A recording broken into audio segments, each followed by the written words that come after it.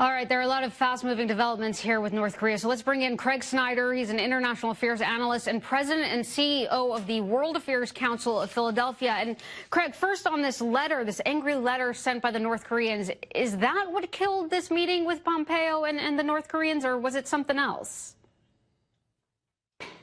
It seems like the letter was a formalization of the breakdown that's been kind of slow rolling ever since Singapore. A lot of people would look at this process and say the two sides just have irreconcilable goals. The United States wants the complete and verifiable denuclearization of North Korea. And the North Koreans want, it appears, something very different. They want formal recognition by the United States, a formal peace treaty. They want the sanctions lifted. And they do not appear to be interested in taking the concrete steps towards that complete denuclearization. So you may just have irreconcilable goals that was being papered over by a kind of political theater in the summit itself and in the immediate aftermath of the summit. And now the reality is just coming back to light.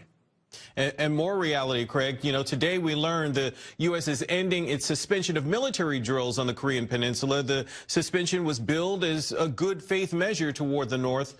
So where's that good faith gone? You know, the language of Secretary Mattis that you just quoted is very artful. It's very lawyerly. There is no discussion of further suspension. What does that mean? Does that mean that there is discussion of actually holding future exercises? The main point here that I'm trying to make is that the United States can't hold exercises, and it wouldn't be productive to try in South Korea without the full-hearted agreement and cooperation and participation of the South Koreans.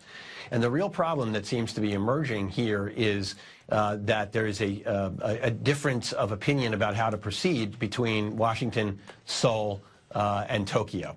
And if the North Koreans have achieved something they've wanted for a very long time, which is to separate South Korea politically from the United States and from Japan, then the North Koreans have won a great deal by simply showing up in Singapore.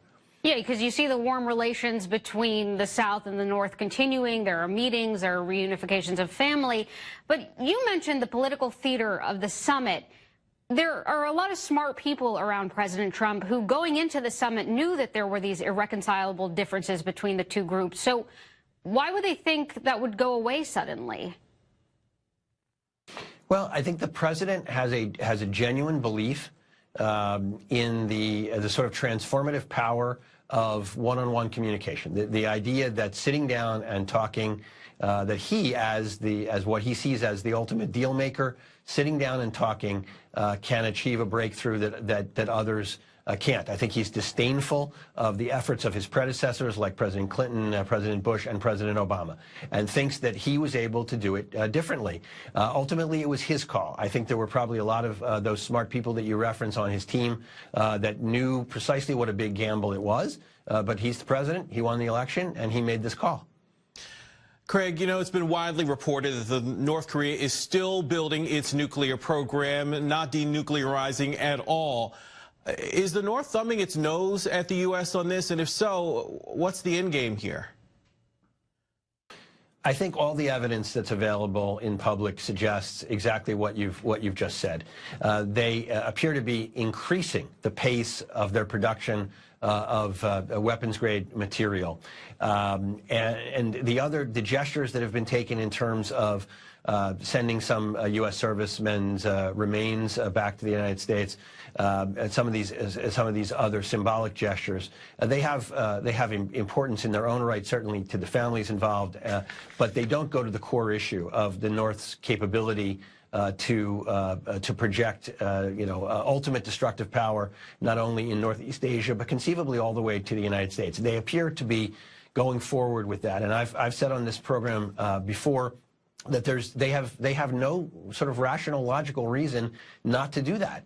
They want the stability, the long-term preservation of their regime, and having a nuclear capability to threaten the United States and South Korea may be the best guarantee they have of staying in power. What could we give them to cause them to give away that guarantee has always been a very open question. The end game, I think, is just unknowable. This has been a war, technically speaking, but also in terms of sort of actual preparations on the ground, that's gone on now for more than 60 years. I think the restoration of the status quo, the sort of continued sort of cold peace, if you will, may be the best we can hope for. You asked what North Korea, could want more than just having nuclear weapons. A lot of people say legitimacy, which is what they got in the summit. But last question, and I want to broaden this out a little bit. The president seems to want two things right now. He wants to win a trade war with China, and he wants China's help with keeping North Korea in check. But it doesn't look like he can have both right now. So shouldn't North Korea be the priority? That's a very tough question. They're both very important issues. The U.S. relationship with China, not only the trade relationship, the economic relationship, but the overall U.S. strategic relationship with China is, in the long term of things, far more important than the relationship with North Korea. But the North Koreans could pose, if they decide to be, irrational in their behavior with these weapons that they've been able to acquire, they could be in the short term the most important immediate problem, for sure. And so it's a trade-off that's very hard to balance. I think the United States, regardless of who's president, needs to pursue both things at the same time, even understanding that we may not be able to have the cooperation of the Chinese with respect to North Korea. They have their own interests there. They have their own understanding of what's best for them, and that's what they're going to look out for, not what's best for the United States. Right, and there's always that risk, as you said, that North Korea doesn't act rationally. But Craig Snyder, I know that this discussion will come up again, and we will be seeing you when it does.